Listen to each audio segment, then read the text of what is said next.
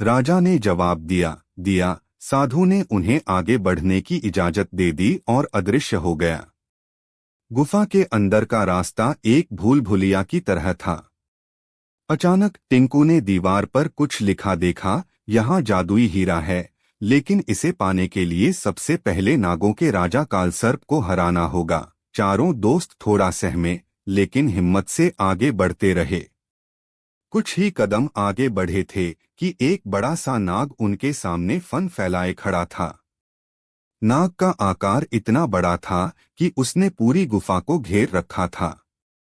उसकी आंखें ज्वाला की तरह जल रही थीं। राजा ने अपने दोस्तों को योजना समझाई।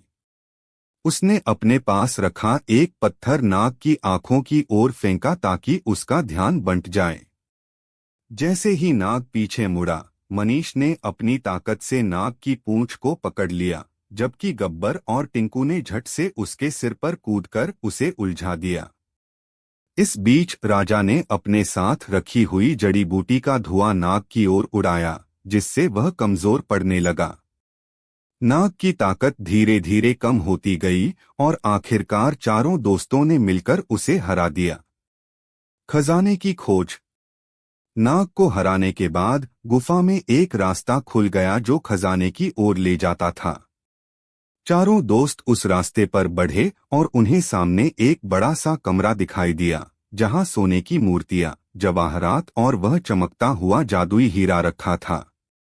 सभी ने खजाने को देखकर खुशी से उछल पड़े।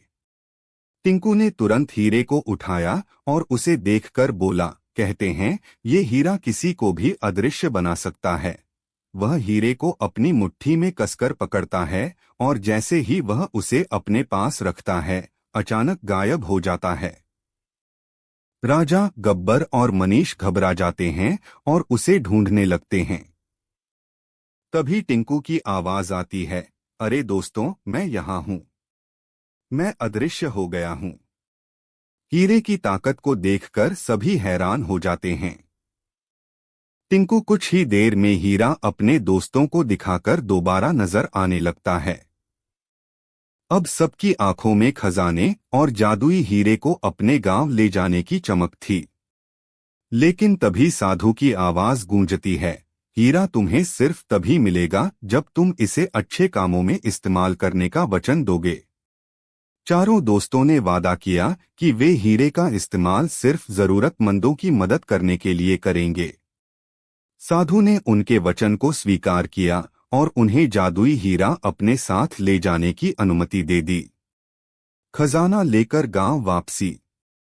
चारों दोस्त खजाने और जादुई हीरे को लेकर वापस अपने गांव लौट आए। उन्होंने अपने वचन के अनुसार खजाने का हिस्सा गांव के विकास और गरीबों की मदद के लिए लगा दिया। जादुई हीरे को उन्होंने संभाल कर रखा और हर जरूरतमंद की मदद करने के लिए उसका उपयोग किया। इस प्रकार चार दोस्तों ने अपनी बहादुरी, बुद्धिमानी और एकता से खजाने को पाया और अपने गांव की भलाई के लिए उसका इस्तेमाल किया।